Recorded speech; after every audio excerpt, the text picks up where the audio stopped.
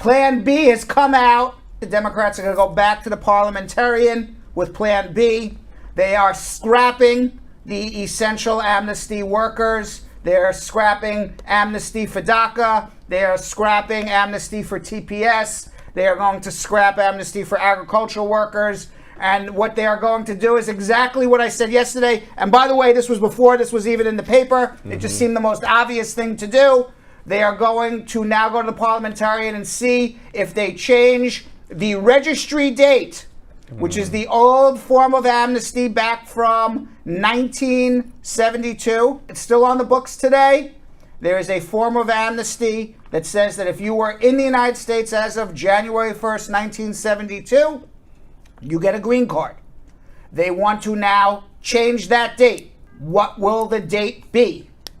Will the date be January 1st, 2010, January 1st, 2015, January 1st, 2020?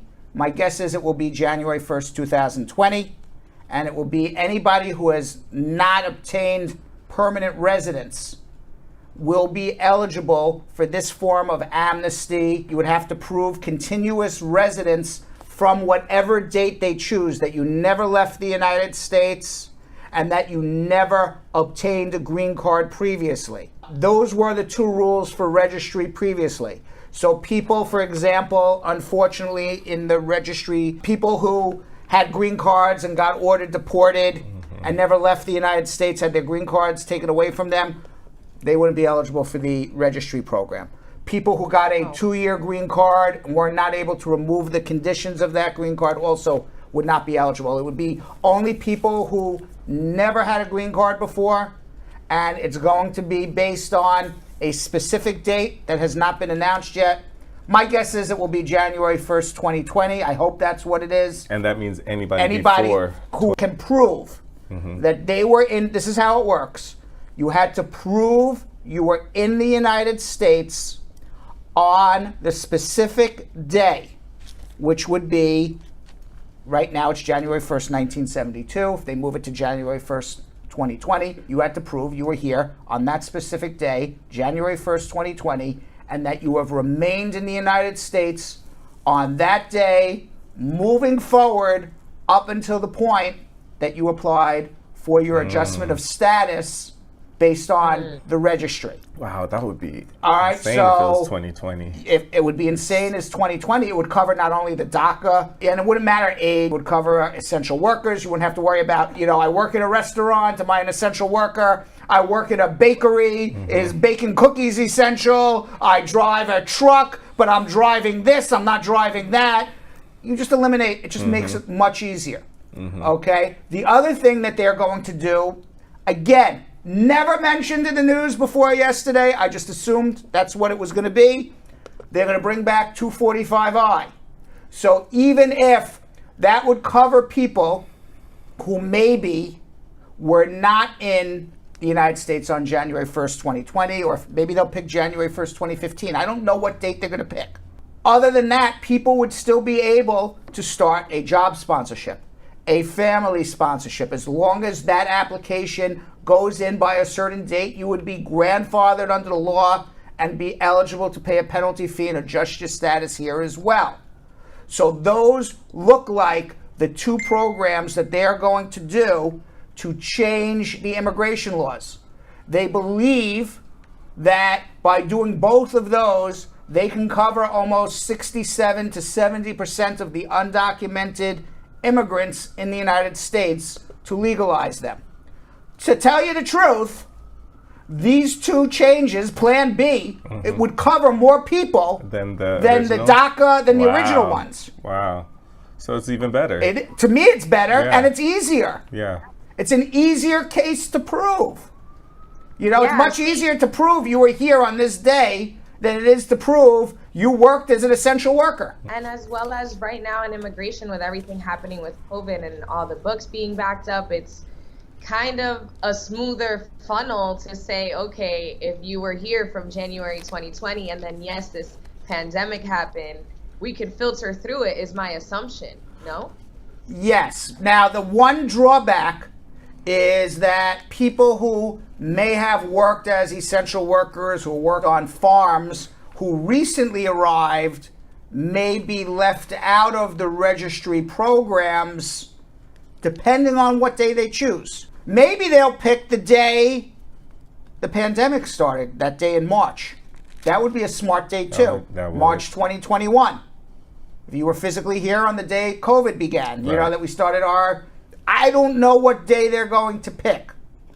Okay, so it depends. People may or may not be left out depending on the day they pick.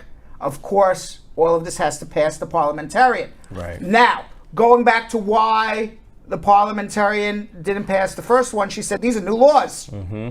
You can't make a new law and say you're doing this for the budget. This is a new law. The increase to the United States budget in terms of revenue that is being generated from this new law is ancillary to the fact that you're making a new law. This is now the reverse. Both Registry and 245I are existing laws. Mm-hmm. All they are doing is changing a sentence in what is a long law, which is changing the date. And by changing the date in an existing law, they are raising revenue. Big time. And they believe now that this would be a revenue generating program that hopefully would pass muster with the Parliamentarian. So we will know a little more over the next few days. Now, if the Parliamentarian says no again, the Parliamentarian says yes, then the next step is we got to believe that the Democrats have the votes, the 50 votes in the Senate, plus the majority in the House to pass this. We just have to hope that the progressives and the moderate Democrats can get together to pass the rest of the reconciliation. It's not gonna be immigration holding back the reconciliation, it's gonna be the cost of the reconciliation. Now, if the Parliamentarian does not accept this, then the Democrats have a choice to make. They can scrap immigration and not do it, overrule the Parliamentarian, and say we're going to bring this up for a vote anyway, despite the fact of what you say. They can fire the Parliamentarian and bring in a new Parliamentarian who will agree with them. They can fire? Of course they can. Wow. They can be fired by majority vote, the Democrats. So they still have choices, but obviously those choices would not be as good. It would be a lot more fraught. You're gaming the system. Right. This is not a democratic system anymore. Then having the Parliamentarian saying, yes, you can include this in the budget reconciliation. So that is where we are at the present time with immigration reform. Plan B. It just makes sense to agree, though. Yes. Maybe this was their plan all along. Maybe they felt they didn't have a chance with Plan A and they wanted to do Plan B, but had to present Plan A first. Right. You don't know what's going on behind closed doors. I mean, that makes sense, too. We don't know. Meanwhile, did you see the horrific footage? The ICE officers at the border using horses and the reins of the horses, almost like using it like a whip. Like cattle. Like cattle, using it like a whip. The reins from the horses, using it like a whip. Like they did back on the plantations. That's almost. Exactly what it looks like. Right, using whips to prevent people from crossing back over the border. Now, Press Secretary Psaki, she said, I've seen some of the footage. I don't have the full context. I can't imagine what context would make that appropriate. And the video was taken by Al Jazeera and Reuters. As we're looking at this footage right now, it appears to show law enforcement officers on horseback using these aggressive tactics, confronting migrants, and using the reins of the horse to whip them and literally prevent them from walking across the water. In the Al Jazeera video, a law enforcement officer on horseback is seen, I think we're watching this now, swirling the long reins near a group of migrants. Beforehand, another individual on horseback, we don't hear the audio of this, but another individual on horseback is heard yelling at the migrants saying, you use your women, that is why your country is shit, because you use your women for this. The profanity is redacted in the video report. Al Jazeera English reporter John Holman published the full quote. A crowded makeshift encampment in Del Rio where thousands of migrants, including families, pregnant women, and babies, have gathered under the Del Rio International Bridge. They're sleeping in dirt, surrounded by garbage, exposed to the elements. They don't have food. They don't have water, all in hopes of being processed by the Department of Homeland Security. Sick.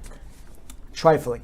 Now, earlier Monday, the head of the Department of Homeland Security, Mayorkas, said that according to the U.S. Border Control Chief Raul Ortiz, the long reins are used to ensure control of the horse. But we are going to investigate the facts to ensure that the situation is as we understand it to be, and if it's anything different, we will respond accordingly. I think it is what it is. Right. Your eyes don't deceive you. Wow. Did he just knock that person over with his reins? Sick. And imagine what they'd do if anyone did get over. They know they're getting recorded, so imagine if there weren't any phones. Yeah. You know, like it was back in the day when we didn't have phones. I think it would have been 100 times worse as well. If there were no phones, nobody would know this is happening. And George Floyd would have just been another number. In Texas, a San Antonio doctor performed an abortion in defiance of the new Texas law that prevents people from getting an abortion. He did it to test the legality of the state's total ban on the procedure. Now, former attorneys in Arkansas and Illinois filed lawsuits yesterday against Dr. Alan Braid, who in the weekend Washington Post opinion column became the first Texas abortion provider to publicly reveal he violated the law. Wow. These two attorneys are actually in cahoots with the doctor. They agreed to sue him because the doctor wants to defend himself and say this entire law. Oh, wow. So they're all doing this together. They're not adversaries in this. Okay. They are all on the same team. I'm here for that. Yeah. Now, Felipe N. Gomez of Chicago, he's one of the lawyers, asked the court in San Antonio in his lawsuit. He sued the doctor and then asked the court in a lawsuit to declare the new law unconstitutional, saying it is government overreach. He said his lawsuit is a way to hold the Republicans who run Texas accountable, adding their lax response to the COVID pandemic conflicts with their crackdown on abortion rights. He said in his lawsuit, if Republicans are going to say nobody can tell you to get a vaccine shot, they shouldn't tell women what to do with their bodies either. For real. Now, this is how the law works. The law prohibits abortions once medical professionals can detect cardiac activity, which is usually around 6 weeks, and before some women even know they are pregnant. Prosecutors cannot take criminal action against Baird. The law explicitly forbids that. The only way the ban can be forced is through a lawsuit brought by a private citizen who is entitled to claim at least $10,000 damages if successful. Suits can be brought against anyone who assists in abortion after 6 weeks. Braid wrote that on September 6th in the Washington Post, he provided an abortion to a woman who was still in her first trimester, but beyond the state's new limit. Can you imagine, Vanessa, having a stillborn in your body, but because it hasn't, flushed itself out of your body, you have to walk around with a dead baby? You still have to keep it if it's a stillborn? Yeah. No, I'm beside myself. I can't. And then shortly after, some of these laws, I think they were trying to start implementing them in Florida as well. I cannot tell you how much this is so hurtful as a woman. It's insane. Meanwhile, that doesn't make any sense. Yeah. Meanwhile, yesterday, more than 500 current and former female athletes have urged the United States Supreme Court to reject a Mississippi law that would prohibit abortions after 15 weeks of pregnancy. In an amicus brief filed yesterday, an amicus brief is a friend of the court saying, I'm not part of this lawsuit, but I have a stake in the outcome. So even though these female athletes are not being sued in this lawsuit or are not suing Mississippi in this lawsuit, when you file an amicus brief in the Supreme Court, you're saying, I'm not part of this lawsuit. I'm not a defendant. I'm no party in this lawsuit, but I have a stake in the outcome. So they filed an amicus brief And they're citing the importance of bodily integrity and decisional autonomy to their individual careers in women's sports as a whole. And I have to tell you something. They make a lot of sense. Yeah. And I'll tell you why. Okay? At first, let me say that the list of signatories include 26 Olympians, 73 professional athletes, 276 college athletes, all females. Some of the biggest names in women's sports, including Megan Rapinoe, WNBA veteran Sue Bird, Breanna Stewart, Diana Taurasi. Now, Rapinoe said in a statement, "I'm honored to stand with the hundreds of athletes who have signed onto the Supreme Court brief to help champion not only our constitutional rights, but those of future generations of athletes.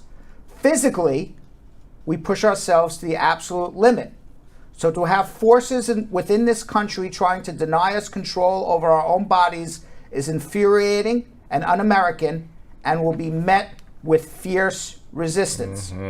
In their amicus brief, the athletes argue that additional abortion restrictions, like those in Mississippi and Texas, would have wide-ranging consequences on women's sports, undermining athletes' fundamental rights. In one of several first-person statements, former Team USA swimmer and Olympic gold medalist Chrissy Perham reveals that she had an abortion after accidentally becoming pregnant in college, despite being on birth control. Ooh, and she went on to win a national title that summer, qualify for the 1992 Summer Games in Barcelona, and win 3 Olympic medals, including 2 golds. And she wouldn't have. She would not have been able to do it had abortion not been legal in where she was, and they forced her to carry that baby. Right. She would have missed the Olympics. She would have missed qualifying for the Olympics. She wrote, "I made the choice that was right for me and my future, and I stand by my decision. That choice ultimately led me to being an Olympian, a college graduate, and a proud mother today." Yeah. And they also argue that infringements on abortion care have broader Title IX implications, citing a direct connection between reproductive rights and gender equality. For example, by the way, Title IX is a man and a woman have to be treated equally. That's what Title IX is. So, in their argument, and I think this makes sense, if the government compels women athletes to carry pregnancy to term and give birth, it could derail a woman's athletic career, her academic future, her economic livelihood on a large scale. Such a fundamental restriction on bodily integrity and human autonomy would never be imposed on a male, though the male is equally responsible for getting the female pregnant. So you're going to say to a woman, you can't now be in the Olympics. You can't qualify for the Olympics. She would not have been able to. She would not have been able to get 2 gold medals. But the male, let's say it was, I don't know, who's a famous swimmer? What's his name? Michael Phelps. Michael Phelps. I don't know Michael Phelps. I'm sure is not the father. But if Michael Phelps was the father, he could still go. He could still go to the Olympics. And not think twice. Yeah. So I think it's a strong argument. Yeah. And makes sense to me. Same. Meanwhile, Biden was, were you in Midtown today? No. Very crowded. No. Very crowded. It's UN week. President Biden spoke before the United Nations, right there on 1st and 42nd. Oh, nice. Yeah. Were you ever inside the United Nations building? No. It's very pretty in there. Yeah? Yes. No. President Biden, he delivered his debut address to the annual gathering of world leaders. He said all the right things. Blah, blah, blah, blah, blah, blah, blah, blah, blah. We all want to work together. We all want to do the right thing. Let's all be friends. Kind of what he said.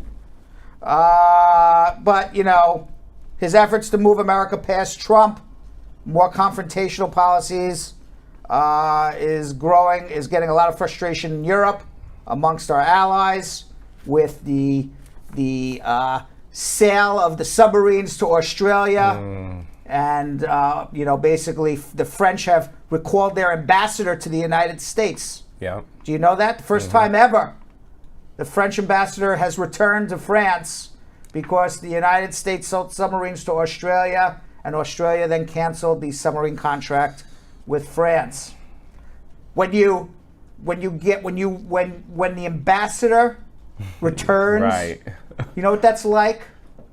It's like F you and slam the door. Yeah. It's like slamming the door. Pissed. I'm pissed. So a lot of people are pissed at the United States. We left Afghanistan. We don't got to talk about that. So, it's a lot of let's make nice, but in a way, Biden, not to the extent of the inflammatory language of Donald Trump, but in a sense of America first, Donald Trump, yeah, that guy, he's kind of following along, not leading as a team of democracies, but kind of leading like whatever's best for America. So that's what many of our American allies are upset about, that because they believe that Biden was going to be more of a team player, that we would be, just like it is the United States, we would be a united front of democratic countries, but instead it still seems to be USA first. Meanwhile, the United States has reported more than 42 million coronavirus cases. Today, Johnson & Johnson, this is very important to me because I have the Johnson & Johnson side. They released new data showing a booster dose of its vaccine given 2 months after the one-shot vaccine provides 94% protection against moderate and severe COVID symptoms. And if you get a booster more than 6 months, you get 100% protection against severe or critical symptoms of COVID, including Delta. Oh. Yes. So, and according to the latest Fox News poll, majority support mask and vaccine mandates advocated by the Biden administration. So I said to Jilly today, Jilly, does that mean I should get the second shot? Because they still haven't made it clear. Right. Should I? Should I not? Am I supposed to do it? Jill goes, I don't know. They just came out and says it gives you great protection. I'm like, well, am I supposed to do it or am I not supposed to do it? I don't know. I go, if you don't know, I don't know. You're right. Nobody knows. We don't know. Get some tea. Nicki Minaj Whoa. talking about COVID vaccines. Is she basically, let's read it first. All right. She didn't go to the Met Gala this year because you had to be vaccinated. And she said, I'm not going to get vaccinated. Right. She refused to do it. And she said, I don't know enough about these vaccines. I don't want to get vaccinated. And the Met Gala is not important enough for me to go. Despite the fact that Rihanna, A$AP Rocky, Kim Kardashian, Jennifer Lopez, they were all there. Obviously, all of those celebrities were vaccinated or they would not have been allowed to go. And she is fiercely defending herself, letting it be known she will not be getting the COVID shot until she does more research. She declared if she gets vaccinated, it will not be for the Met. It'll be once I feel I've done enough research. I'm working on that now. But then 20 minutes later, she dropped the bomb. That was it. The bomb. And the bomb was, she said her friend in Trinidad got the vaccine. I think no, it's her cousin. Her cousin's it was her cousin in Trinidad got the vaccine, became impotent. His testicles became swollen. He said that he was weeks away from getting married, and now the girl called off the wedding. Yeah, her cousin's friend. Cousin's friend. So just pray on it and make sure you're comfortable with your decision and not bullied. First of all, she called out the poor guy. Okay, who now is known, I'm sure everyone figured out who the poor guy is. I'm sure. Okay, so the poor guy. When you have 22.8 million followers on Twitter. Right. Okay, it turned out that it was not true what happened. Okay, and perhaps he did get swollen testicles. Who's that a picture of? It might be her cousin's friend. Perhaps he got swollen testicles, but apparently has nothing to do with the vaccine. Right. She also shared a screenshot of news headlines and called them all lies. 3 lies in a row from huge news platforms. I cited my young child as why I didn't want to travel. But notice now, none of them mentioned that. Ask yourself why it was. She pointed out that her critics are purposely ignoring her prior tweets encouraging people to get vaccinated. And so what do you think of all of this? She got COVID. She had COVID, yeah. Now. She has COVID at this very moment. Yeah, so that's why she was prepping for the VMAs and shot a music video, I think, and that's when she got COVID. So now I think she's doing more research, And so it basically goes down to is she a fierce defender of scientific research and deciding what you want with your own body, or is she just crazy and trying to make headlines? No, she's definitely not trying to make headlines. It's just or is she just crazy? No, the only unfortunate thing is, she says stuff like how we all say stuff. Like sometimes we'll tweet something and be like, oh, I heard this and I heard that, and it might not be true, but she's just saying it. But the fact is you have like 22 million followers on Twitter, 158 million on Instagram. You have a lot of people watching what you say. So it's unfortunate to be a public figure. You really have to pay attention to what you say. I don't think she was trying to make headlines or anything like that, though. She's trying to stay out of headlines because she's actually about to be in it a lot worse because her husband is, I guess the girl that said that he abused her or sexually harassed her or something. She's about to get interviewed on The Real next week. So I don't think she wants to be in the headlines. Now, just as an epilogue to all of this, she said she is now satisfied with her research. This was only within days, okay? The COVID vaccine has been out for at least... what is it now, 9-10 months? She wants to do more research, but since all of this... which is okay. All of this has come out within days. She has completed her research now and says that she will take the COVID vaccine and then ask for recommendations from her fans. And most of the fans says take the Pfizer shot. Mm-hmm. At least Nicki Minaj's fans say take the Pfizer shot. Now, Vanessa... you were somebody who delayed taking the vaccine and then ultimately did it. Did you do it because you did the research and said you feel safe? Did you do it because you're like, well, everybody's doing it and this is what you need to do? How did you come to your decision? I felt like enough people around me were doing it where it was okay. And I felt like if I wanted to feel somewhat normal, it seemed like this was something that was going to be asked of me. So I just went ahead and decided to do it. I didn't really think about it too much. It's just like I feel like eventually it's either this or something else, but we're all gonna have to end up doing this. So I'd rather just do this now. Okay. And by the way, so she's getting vaccinated now, and apparently, the controversy is over. Yeah. That. And she missed the Met Gala for all of this. Yeah, she did. Right. And her poor cousin's friend got called out with swollen testicles. That's basically the epilogue of the story. Yeah. I mean, it got big because even Dr. Fauci came out and, started speaking what got big?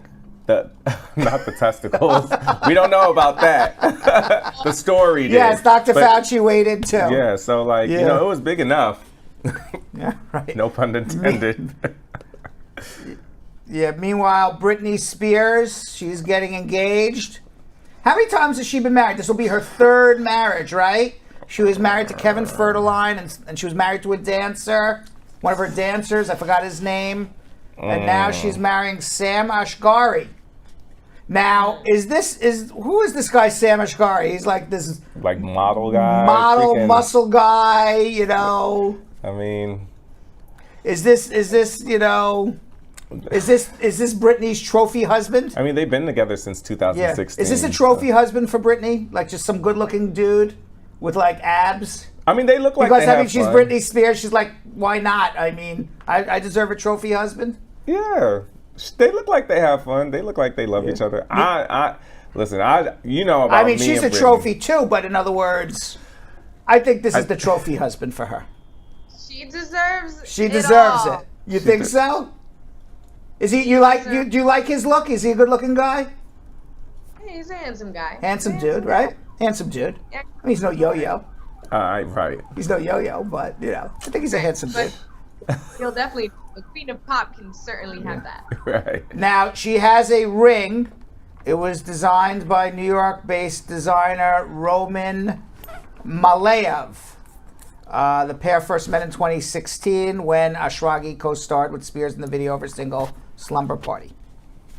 All I know is that there was some funny talk, like Olivia Spencer, I think that's her name. She was like, make sure you sign a prenup. And he actually like commented back What'd on it. I think he said something to the fact where it was like, yeah, I'm going to make sure I protect myself, my baseball cap. And something like funny. But right. I guess they're going to do a prenup. Yeah, I mean, it would be smart. Yeah, he joked that he wanted a prenup to protect his Jeep and his shoes. Yeah. But the reality is, prenup is not only in the cards, it's actually necessary. There you go. Well, that's good. I mean, it's necessary for her. Yeah. She'd be a fool not to. Because remember how I said, like, I want her to have Yeah. her money, but it's like I still want her to protect herself. And I don't know if she's all the way because this came right after she just got rid of her conservatorship, Yeah, so right? it's like, her father ended it. She now has her money.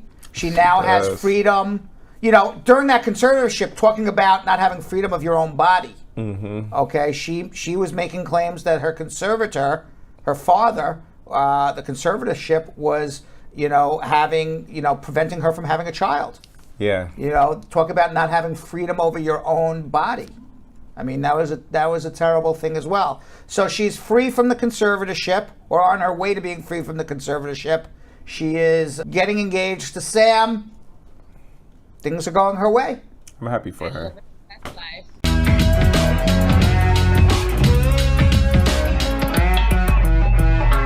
Thanks for watching. For more Bradshaw Live, like and subscribe to our YouTube channel.